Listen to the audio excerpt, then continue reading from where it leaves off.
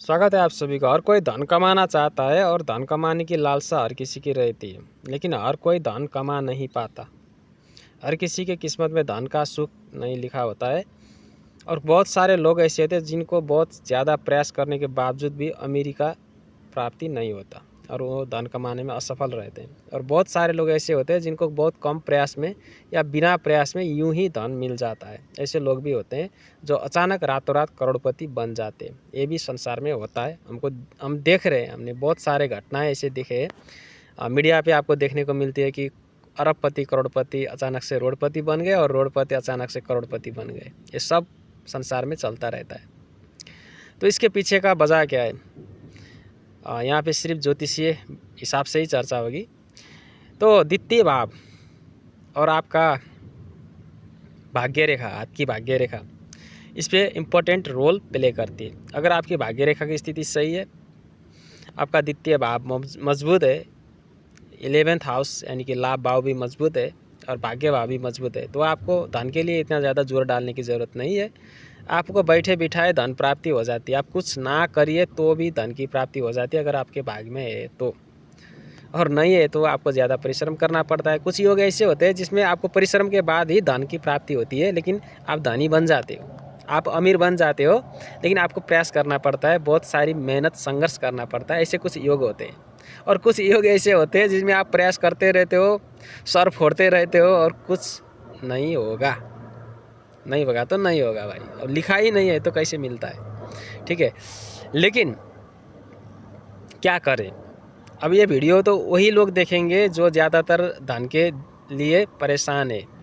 तो उनको मैं कहना चाहता हूँ, सबसे पहले आप अपने धन के लिए, धन प्राप्ति के लिए अपनी जो कार्य है, अपनी जो परिश्रम है, प्रयास है, उसके साथ साथ कुछ पुण्य कर्म भी करते रहिए।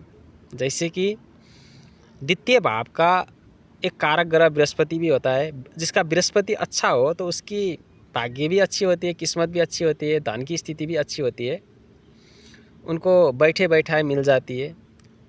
ऐसे सातों ग्रह, 9 ग्रह, जो 2 छाया ग्रह है और जो 7 ग्रह है, वो सारे के सारे इस पे इम्पोर्टेंट रोल प्ले करते हैं। तो उन सब की प्रसन्नता के लिए आप अपनी आस्था के अनुसार विष्णु सहस्त्र नाम की पाठ कर सकते हो, श्री लक्ष्मी माता की श्री सूक्तम की पाठ कर सकते हो। लक्ष्मी माता को मिश्री का, खीर का आप भोग अर्पण कर सकते हो। सुंदर वस्त्र की खुद प्रयोग करना। परफ्यूम में भी वो जो अल्कोहल से रहित हो, जैसे अत्तर होते हैं, ऐसी चीज़ों का प्रयोग करना। गाय की सेवा करना, धैर्य रखना और अपने मेहनत पे निरंतरता देना। इस सब काम आप करोगे तो हालांकि आपकी वर्तमान आर्थिक स्थिति खराब ही क्यों ना हो, फिर भी आप एक दिन अमीर बन ही जाओगे। हाँ, भाग्य को बिल्कुल बदला नहीं जा सकता, लेकिन उसमें सुधार किया जा सकता है। उपायों की एक एस्ट्रोलॉजी है जिसको लाल किताब कहते हैं, उपायों के लिए ही जाना जाता है, रेमेडी के लिए। उसमें भी यह बात साफ साफ लिखा है, मैंने भी पढ़ा है वो किताब। उसमें लिखा है कि उपायों से आपकी किस्मत की लकीर तो नहीं बदल जा सकती, लेकिन आपकी किस्मत की लकीर चलते चलते कहीं रुक गया है, बीच में कोई खड्डा आ गया, बीच में कोई उसमें लैंडस्लाइड हो गया, किसी वजह से नदी में पानी बह रहा था, बीच में रुक गया था, तो उसको खोला जा सकता है और फिर नदी की बहाव को पहले जैसे सुचारू किया जा सकता है। आदमी को मदद किया जा सकता है, ग्रह का उपचार किया जा सकता है। ये बात लाल किताब में भी उल्लेख है। लेकिन अगर किस्मत की रेखा ही नहीं है तो बनाया नहीं जा सकता। ठीक है, तो थोड़ी रेमेडियल पार्ट पे भी मैंने बातें की, क्योंकि आजकल सोशल मीडिया पे रेमेडी की बातें ही चलती है, प्रेडिक्शन, भविष्यवाणी की बातें इतना ज़्यादा नहीं चलती है। सबसे पहले तो आप एक बात गांठ बांध लिए कि हो सकता है आज आपको संघर्ष करना पड़ रहा हो, क्योंकि आपको 42 साल बाद अमीर बनना लिखा हो। 60 साल बाद भी लोग अमीर बनते, अरबपति बन जाते। ऐसा नहीं कि हर कोई 16 साल में ही अरबपति बन जाएगा, 18 साल में मार्क जुकरबर्ग की तरह अरबपति बन जाएगा। कुछ लोग स्टीव जॉब्स की तरह भी होते हैं जो 40-45 साल बाद अमीर हो जाते हैं। कुछ लोग KFC की तरह, KFC के ओनर की तरह भी होते हैं जो बुढ़ापे में अमीर हो जाते हैं, है ना। तो अपनी अपनी किस्मत होती है। तो आपको संघर्ष करना पड़ रहा है, निराश मत होइए, संघर्ष करते रहिए। क्या पता आपको 50 साल के बाद अमीरी का प्राप्ति हो जाए, आप अमीर बन जाओ, आपकी भाग्य रेखा 50 साल बाद सुधरने लगे, है ना। तो हमको होपलेस नहीं होना है। हाँ, ज्योतिष का काम भविष्यवाणी करना है, लेकिन ये भी नहीं कि आपको होपलेस बनाए, आपको निराशा में डाल दे, ऐसा हमारा कोई उद्देश्य नहीं है। हम आपको सत्य की ओर बढ़ने के लिए प्रेरित करना चाहता है, क्योंकि ज्योतिष का मुख्य उद्देश्य तो यही है कि आपको आध्यात्मिक बनाया जाए, पुण्य कर्म आपसे करवाया जाए ताकि सबका भला हो सके। पुण्य कर्म करने के लिए आपको प्रोत्साहित करना ही ज्योतिष का धर्म होता है। हाँ, धन की बातें हो रही थी, मैं थोड़ा बातों से इधर उधर चला गया, उसके लिए माफ़ी चाहता हूँ। आपकी घर में बरकत नहीं बनती है तो आपको अनाज की सम्मान करना चाहिए, अनाज को अच्छा से संभाल के रखिए, कभी अनाज ना फेंके, अपना किचन साफ़ रखें, अपना शौचालय भी साफ़ रखें। ज़्यादा आप गंदगी करते हो तो भी आपको लक्ष्मी का वास आपके घर में नहीं होता है, इसका भी ध्यान रखें। जितना हो सके जूठा बर्तन जल्दी साफ़ करें, और कभी कभार मंदिर जाते रहे, गौ सेवा करते रहे, इनसे आपकी भाग्य अच्छी होगी। यही बहुत सरलतम उपाय है।